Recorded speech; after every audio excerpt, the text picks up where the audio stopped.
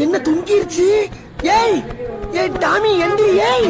இன்னைக்கு நம்ம வீட்டில் இருக்க ஃபிஷ் டேங்கை தான் க்ளீன் பண்ண போகிறோம். அது எப்படி என்னன்னு நம்ம பார்க்கலாம்.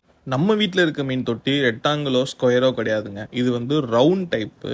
இது வந்து அக்ரலிக்கில் வந்தது. இது எங்கே வாங்கினீங்கன்னு கேட்டால் எனக்கு தெரியாதுங்க. எனக்கு கிஃப்டாக வந்துச்சு. ஒன் ஸ்பெஷல் பர்சன் எனக்கு வாங்கி கொடுத்தாங்க. மோஸ்ட்லி இது ஆஃப்லைன்லேயே அவைலபிளாக இருக்கும்.